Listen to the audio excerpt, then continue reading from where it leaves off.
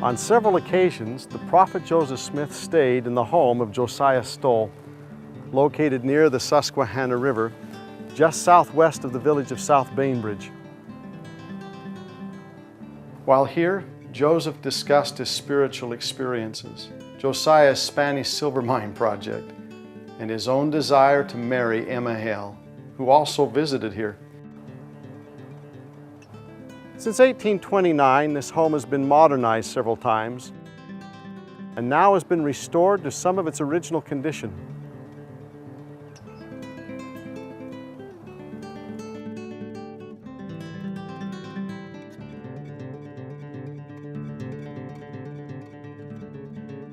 It appears around 1825 that Josiah Stowell had some interest in kind of a get-rich-quick scheme.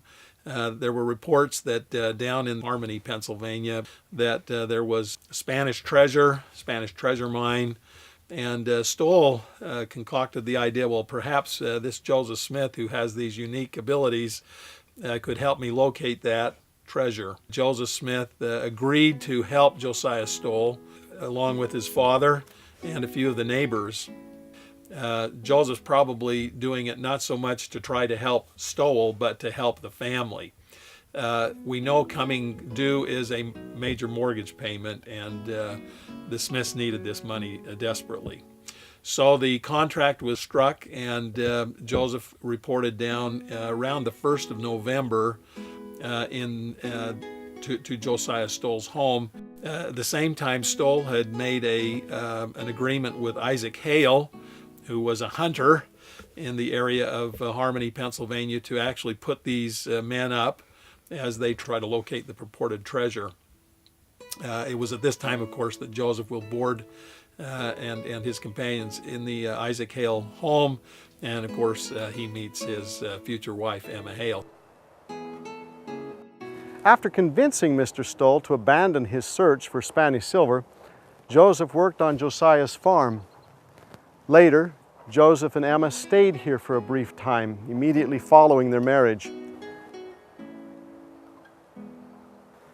Josiah Stowell believed in Joseph to the last, saying that he never knew anything of him but that was right, and also knew Joseph was a seer and a prophet, and that the Book of Mormon was true.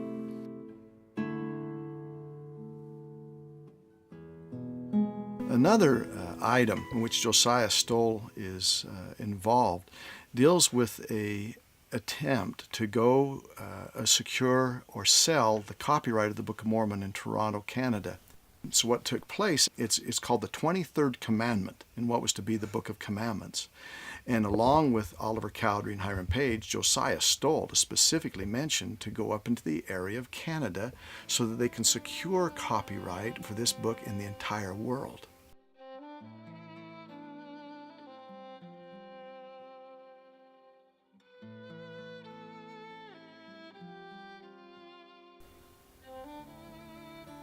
As they go to Canada, they go to Kingston area, and then what was known as York, which is modern-day Toronto.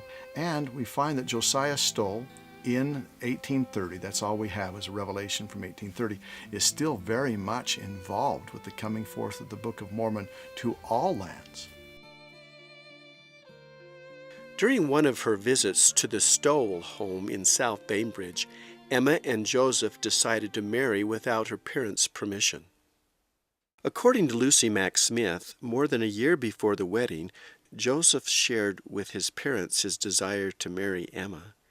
He thought that no young woman that he ever was acquainted with was better calculated to render the man of her choice happy than Emma Hale, a young lady whom he had been extremely fond of since his first introduction to her. For Joseph, it's love at first sight. He is completely mesmerized with her. And I think he felt that she may have been a little bit out of his league. She's older, she's been a school teacher, and she's definitely more educated than he is. I think she was quite taken with him also. The problem, I think, was that Joseph's reputation had preceded him. He came being known as a money digger, as one who was talking about angels and gold Bibles, and you can imagine a father-in-law, future father-in-law. The prospects of Joseph supporting a wife were not extremely positive. Joseph later wrote, Owing to my continuing to assert that I had seen a vision, persecution still followed me, and my wife's father's family were very much opposed to our being married. I was therefore under that necessity of taking her elsewhere. So we went and were married at the house of Squire Tarbell. Emma later related the story to her son, saying, I had no intention of marrying when I left home. But during my visit at Mr. Stowell, Joseph visited me there. My folks were bitterly opposed to him, and being importuned by your father, aided by Mr. Stowell, who urged me to marry him, and preferring to marry him to any other man, I consented.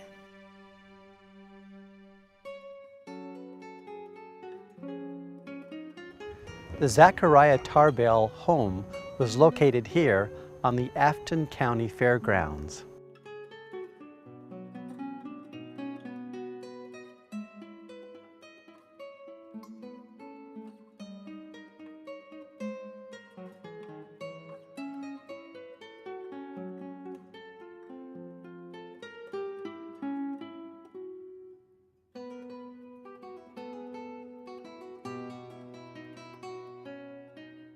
This mantle from the Tarbell home is now preserved in the home of a local Afton resident.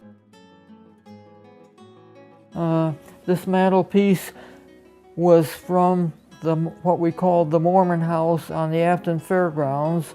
It was where the justice of the peace, Zechariah Tarbell, lived.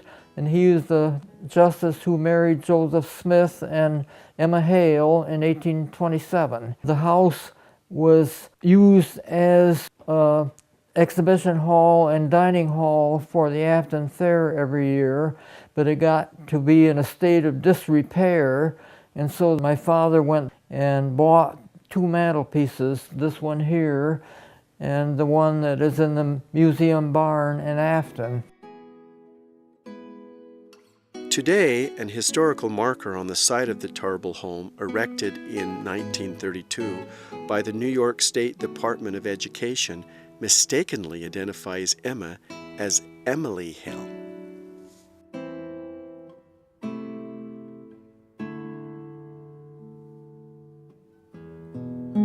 A probable location of the court trial held against the prophet Joseph Smith in Broome County, New York, is the Nathaniel Tavern. Remnants of the foundation of the tavern are found here in Harpersville, New York.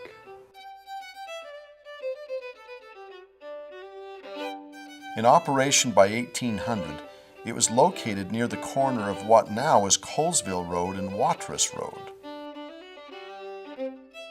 The post office, established here in 1806 with Nathaniel Cole Sr. as the first postmaster, was evidently at the right rear of the building.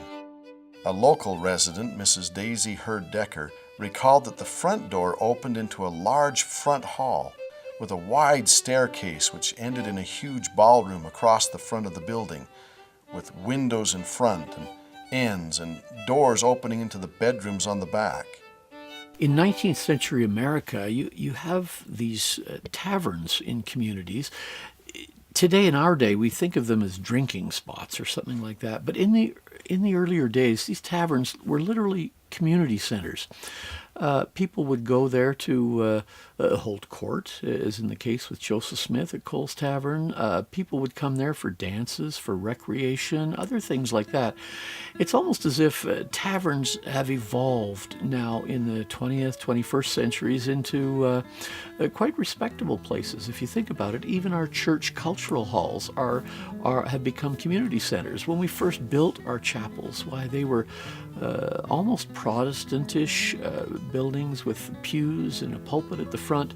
Then we began adding these cultural halls to them, and we have what we have today, and our churches literally become places where we can dance and we can have fun and we can put on programs and things like that. The prophet Joseph Smith related that in June 1830, the evening after his acquittal in South Bainbridge, he was immediately taken by a constable to a tavern in nearby Broome County for trial there. The next day, a trial was held before a magistrate. It's an interesting trial. We don't know a lot about it, but it was brought forward by a man by the name of Peter Bridgman. Peter Bridgman was the nephew of Josiah Stowell, off his wife, Josiah Stowell's wife, Miriam, was on her side of the family. And Peter Bridgman charges Joseph Smith with being a glass looker and a disorderly person. We don't know much about the hearing and really what went on. There's a small amount of records there to kind of piece things together. But it is interesting that in the court hearing that Josiah Stowell came as really a defense witness for Joseph Smith. And basically he said that I believe in him, that he has unique spiritual capabilities, and Josiah Stowell puts his stamp of endorsement on Joseph Smith as a prophet and seer. John Reed, one of Joseph's attorneys, related, "Whilst I was engaged in the case, I was inspired with an eloquence which was altogether new to me, and which was overpowering and irresistible. I succeeded as I expected in obtaining the prisoner's discharge." The charge is vagrancy, and the individual who's being charged is Joseph Smith, the glass looker, or Joseph Smith, the imposter. And so he's not being taken to court to see if he really is a glass looker or if he is an imposter. It's whether he's a vagrant. And they're using these derogatory terms, the glass looker, in trying to sway the court with a character assassination. So that even though this isn't a very solid charge that he's a vagrant, because that doesn't make any sense at all. He's there working for Josiah Stowell. So how's he a vagrant? But that doesn't matter, because what our real concern is he's a glass looker, or he's an imposter, which they can't prove anyway, or it's just a derogatory term to say Joseph has gifts of seership. Joseph was acquitted, and even the abusive constable apologized to Joseph and asked his forgiveness. The mob persisted, however, and the constable eventually helped Joseph escape to safety. Stowell's constantly coming to the aid of Joseph Smith in terms of particularly character, his character reference, to show that, hey, this is indeed a remarkable person, regardless of whatever rumors have been circulating. I know this young man, and he's a noble character.